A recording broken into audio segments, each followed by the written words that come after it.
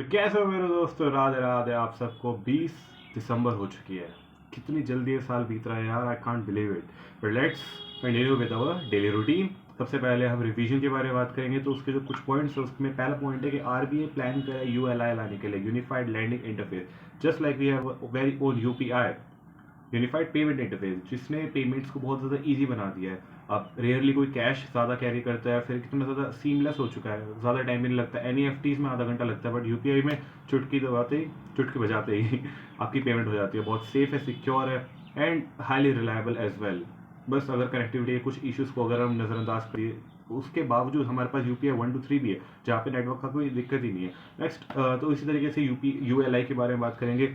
इसके अंदर आपका पैन, आपका आधार और जो बाकी पेमेंट हिस्ट्रीज़ है, जो सॉरी लैंडिंग हिस्ट्रीज़ है, वो सारी आपकी स्टोर होंगी और वो बहुत ईजिली अवेलेबल होंगी, जिससे भी आप लोन लेना चाहेंगे। Just like we have our account aggregator. Account aggregator concept किस लेगा कि उसके अंदर एक डिपॉजिटरी काइंड ऑफ बन जाएगी, जिसके अंदर अगर आपको कभी भी कोई अगर अपने डॉक्यूमेंट्स किसी और एंटिटी के साथ शेयर करना है, तो आपको सारे के सारे पेपर वर्क को उठा के ले जाने की जरूरत नहीं है। आप बस कंसेंट दे सकते हो एक अपने अकाउंट एग्रीगेटर को कि उस पर्टिकुलर एंटिटी को आपके डॉक्यूमेंट्स चाहिए, और वो दे देंगी। सिमिलरली यहाँ पर भी एक consent based flow of digital information होगा। तो जो भी आपकी डिजिटल इन्फॉर्मेशन होगा, आपके कंसेंट के साथ ही वो शेयर किया जाएगा। इसी के साथ हम बात करते हैं ट्रिनिटी के बारे में। ट्रिनिटी जैसे पहले जैम था, जैम क्या था, जनधन आधार मोबाइल। ये ट्रिनिटी थी कि सारे लोगों के पास उनके जो मोबाइल फ़ोन है वो उनके आधार कार्ड से लिंक होना चाहिए, और आधार कार्ड और बैंक अकाउंट साथ में लिंक होने चाहिए, ताकि डीबीटी, डायरेक्ट बेनिफिट ट्रांसफर, जो है वो सारे बेनिफिशियरीज को मिल पाए, जो भी सब्सिडीज है, जो भी स्कीम्स वगैरह गवर्नमेंट निकालती है। सिमिलरली अब एक नई ट्रिनिटी आ गई है, जैम यूपीआई यूएलआई। तो ये भी एक बेसिकली इसका पॉइंट ये है कि ज़्यादा और भी ज़्यादा फाइनेंशियल इंक्लूजन और भी ज़्यादा बढ़ पाए। पहले क्या था, फाइनेंशियली इंक्लूड करने के लिए बस उनको एक रेडार में ले आए थे कि हाँ भाई अब लोगों के पास बैंक अकाउंट हो गए हैं, तो वो एक रेडार में आ गया फाइनेंशियल इंक्लूजन के। बट उनको फाइनेंशियली एजुकेट भी और ज़्यादा करना है, और उनको I would say financially empower करना है, क्योंकि पैसे का तो असली मतलब तभी है ना जब आप उसको अच्छे से यूटिलाइज कर पाओ। तो और पैसे से ही पैसा बनता है। तो जब आपके पास पैसा आएगा, जब आप लोन ले पाओगे, तभी तो आप उस पैसों का और अच्छे से इस्तेमाल कर पाओगे। मनी मल्टीप्लायर वाला इफेक्ट अगर आपको याद हो, मैंने बताया था, तो उसी का यहाँ पर हम बात करेंगे। नेक्स्ट बात करते हैं, Maharashtra is become the first state to implement और adopt unified pension scheme. Unified pension scheme की अगर बात करी जाए, तो आपको पता ही है हमारे सेंट्रल गवर्नमेंट के जितने एम्प्लॉयज़ हैं उनके लिए आ चुका है। तो उसके अंडर जो भी फैसिलिटीज़ है, फॉर एग्जांपल कि अगर आप 10 साल तक काम करोगे तो आपको पर्टिकुलर एक 10 या 15 हज़ार की आपको पेंशन मिलेगी, या फिर जब रिटायर हो रहे हो तो जो भी आपके लास्ट 12 मंथ्स की जो सैलरी थी उसका जो एवरेज होगा उसका 50% आपको पेंशन मिलेगा, और आपके डिसीज होने के बाद 50% ऑफ योर पेंशन आपकी फैमिली को मिलेगा। ये जो यूनिफाइड पेंशन स्कीम है, इसकी बहुत ज़्यादा तारीफ करी गई है, और इसलिए महाराष्ट्र जो गवर्नमेंट है उसने भी अपने स्टेट गवर्नमेंट के एम्प्लॉयज़ के लिए भी यूपीएस अडॉप्ट करने की बात की गई है। नेक्स्ट हम बात करते हैं कि आईआईटी, आई गेस इसका नाम है Kalinga institute of industrial technology, if I am not wrong, Bhubaneswar में यूनिवर्सिटी है। इसको ग्रांट किया गया है distinguish special consultative status by UN इकोसॉक, economic and social council of United Nation. एक उसकी वहाँ की बहुत ही इंपॉर्टेंट प्रिंसिपल ऑर्गेनाइजेशन है ये, for its sustainable contribution towards SDG, sustainable development goals. Next हम बात करेंगे एडीबी और गवर्नमेंट ऑफ इंडिया ने रिसेंटली साइन किया था एक $200 मिलियन का लोन, ताकि सॉलिड वेस्ट मैनेजमेंट, सैनिटेशन, इन सबको इंप्रूव करा जा सके 100 सिटीज़ में अक्रॉस 8 स्टेट्स। अब बात करते हैं, मिनिस्ट्री ऑफ कल्चर जो है वो प्लान कर रहा है एक म्यूजियम बनाने का, जिसका नाम होगा युगा युगीन भारत म्यूजियम। आई गेस इसका मतलब होता है युगों युगों से जो पुरानी है, जो हमारी परंपरा है, उन सबको दर्शाने के लिए एक म्यूजियम बनाया जाएगा। तो ऑब्वियसली मिनिस्ट्री ऑफ कल्चर का ही इसमें रोल आएगा, और बहुत ही अमेजिंग होने वाला है, बहुत ही वर्ल्ड क्लास लेवल का होने वाला है। तभी एक्चुअली इसके साथ जो हमारा कोलैबोरेशन है वो फ्रांस से होगा। अब फ्रांस से क्यों होगा, क्योंकि दुनिया के जो सबसे बेहतरीन म्यूजियम्स हैं वो फ्रांस में पाए जाते हैं। तो फ्रांस के जो डेवलपमेंट म्यूजियम का जो अथॉरिटी है वो उसके साथ हम कोलैबोरेट करेंगे, ताकि इंडिया में भी एक वर्ल्ड क्लास म्यूजियम हमारे लिए खड़ा हो पाए। नेक्स्ट हम बात करेंगे Tata power solar systems limited जो कंपनी है, उसने पार्टनर किया बैंक ऑफ इंडिया के लिए, ताकि जो ईवी चार्जिंग स्टेशन है अगर वो किसी को डेवलप करें तो वहाँ पर ईजी फाइनेंस अवेलेबल हो पाए।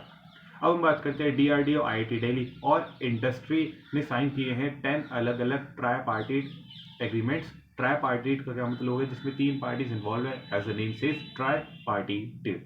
अब बात करते हैं कि 10 इसमें इंडस्ट्रीज जो हैं वो 10 अलग अलग एक्चुअली एमओयू साइन किए गए हैं और अलग अलग कंपनीज के साथ किए गए हैं, लेकिन उसमें आईआईटी दिल्ली और डीआरडीओ का बहुत ही मेजर रोल है। बिकॉज अब इसको अगर मैं थोड़ा सा इसी भाषा में समझाऊँ तो ऐसा क्यों है, क्योंकि आईआईटी दिल्ली और डीआरडीओ का क्या काम है, रिसर्च करना।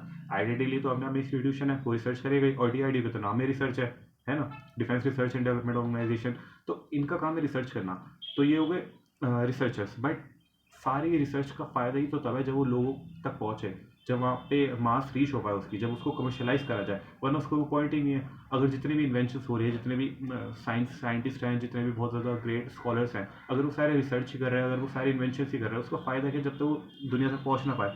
और दुनिया तक पहुँचेंगे तो फ्री में तो बेचेंगे नहीं उनको, किसी ना किसी उसको कॉस्ट पे बेचेंगे, किसी ना किसी प्राइस पे बेचेंगे। उसका बेनिफिट ये है कि उससे जो फंडिंग मिलेगी उसी के बलबूते पर ही तो और भी ज़्यादा रिसर्च और इनोवेशन और हो पाएंगी, रिसर्च एंड डेवलपमेंट तभी तो हो पाएगा। तो that is why commerce is really important for science and not just commerce, I would say arts is also. मतलब ये तीनों जो चीज़ें ना ये आपस में इंटर रिलेटेड है, किसी के भी बलबूते, किसी के भी बिना दूसरी चीज़ नहीं हो सकती। फॉर एग्जाम्पल अगर हम अभी आगे एक न्यूज़ के बारे में डिस्कस करेंगे, लेकिन अभी हम कर लेते हैं उस न्यूज़ के बारे में। अभी रिसेंटली एक अवार्ड मिला है किरण मजूमदार मैम को for her exceptionally well bioscience movement. अब किरण मजूमदार मैम जी को जमशेदजी टाटा जी अवार्ड, टाटा अवार्ड मिला है। बट किरण मजूमदार मैम ने करा क्या था, उन्होंने फार्मास्यूटिकल इंडस्ट्री खड़ी करी थी। अब फार्मास्यूटिकल इंडस्ट्री अगर आप खड़ी कर रहे हो तो आपके पास बायोसाइंस की नॉलेज होनी चाहिए। अब बायोसाइंस में क्या है, बायोलॉजी और साइंस। बट आपने एक इंडस्ट्री खड़ी करी है, आपने उसको लोगों तक पहुंचाया है on the basis of commerce.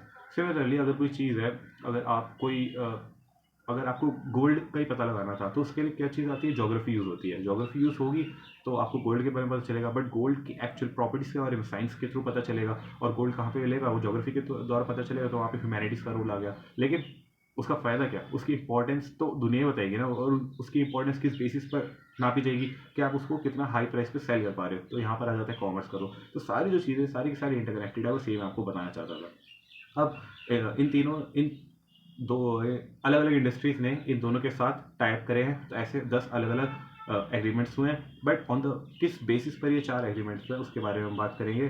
तो सबसे पहले तो अभेद के बारे में बात करेंगे। अभेद एक बुलेट प्रूफ जैकेट है। अभेद की फुल फॉर्म जो है वो है advance ballistic high energy defeat. अभी तो ऐसा लगता है कि जबरदस्ती बस अभेद की फुल फॉर्म बनाने के लिए वर्ड्स घुसा दिया है, advance ballistic high energy defeat.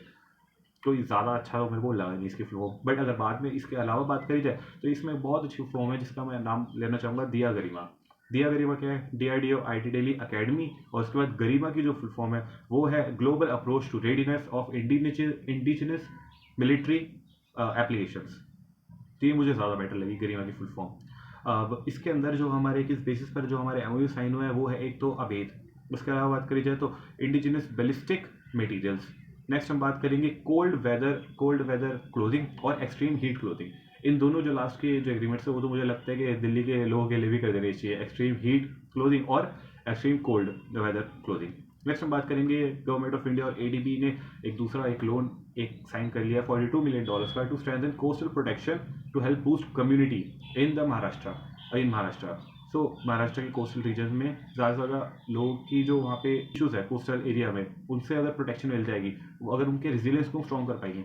Resilience का क्या मतलब है कि अगर कोई आपदा आ रही है तो आप कितने वेल प्रिपेयर्ड हो टू टैकल दैट। तो अगर आप उसके लिए तैयार हो जाओगे तो डेफिनेटली वो कहते हैं ना कि what doesn't kill you makes you stronger. तो अगर कोई आपदा आ रही है और अगर आप उससे रेडी हो तो डेफिनेटली जब वो आपदा नहीं होगी तो आप और भी ज़्यादा अच्छे से इंप्रूव कर पाओगे अपने आप को, और भी ज़्यादा तैयार रह पाओगे, और भी ज़्यादा ग्रो कर पाओगे। That is the whole point behind that. Next हम बात करेंगे ई श्रम पोर्टल के बारे में। E Shram portal has become the world's largest database for unorganised workers.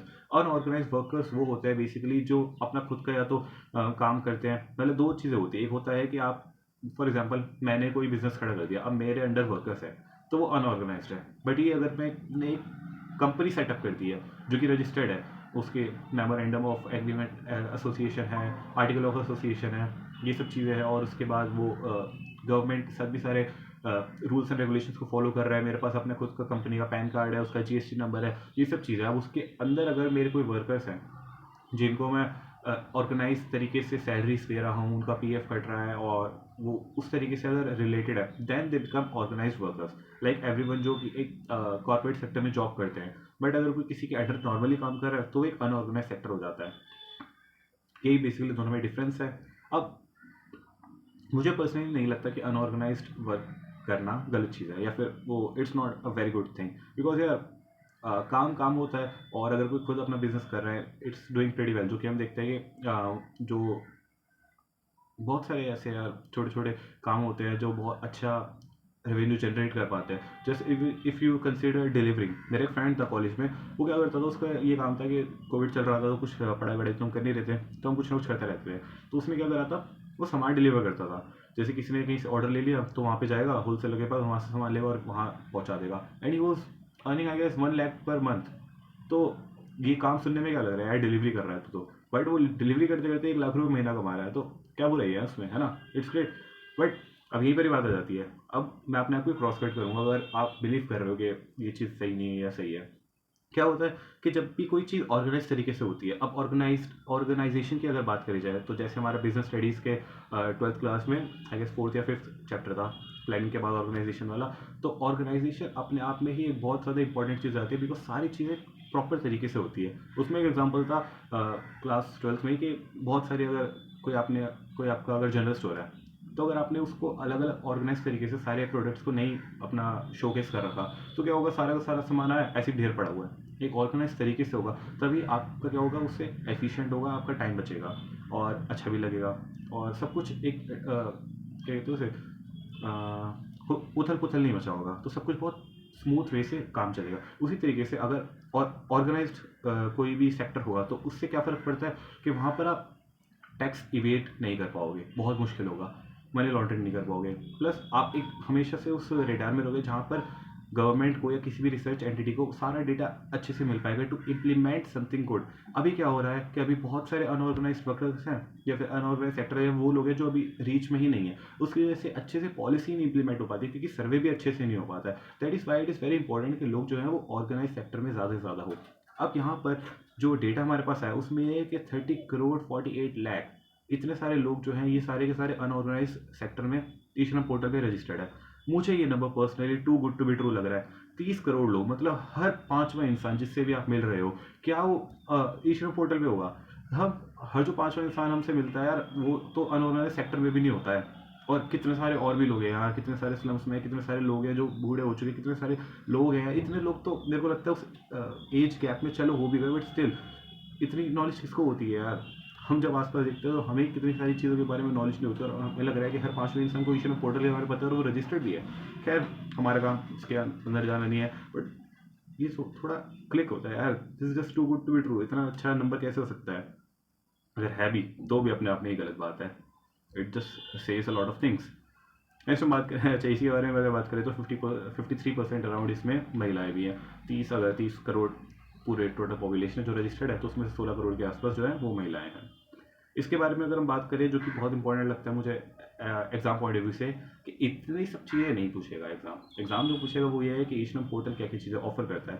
तो UAN यूनिवर्सल अकाउंट नंबर जो है वो ऑफर करता है, जिसमें बेसिकली आपका PF का कॉन्ट्रीब्यूशन वगैरह आप चेक कर सकते हो। इसके अलावा सिंगल रजिस्ट्रेशन प्रोसेस है, कोई भी सिंपली जाके रजिस्टर कर सकता है आधार कार्ड वगैरह डाल के। फिर मल्टीलिंगुअल सपोर्ट है, बहुत ही ईजी है। नेक्स्ट हम बात करें ग्रीवेंस रिड्रेसल मैकेनिज्म, ये तो वैसे ही बहुत ज़रूरी होता है किसी भी, अगर आप कोई पोर्टल बना रहे हो तो उसमें ग्रीवेंस रिड्रेसल नहीं होगा तो कोई पॉइंट ही नहीं उसका।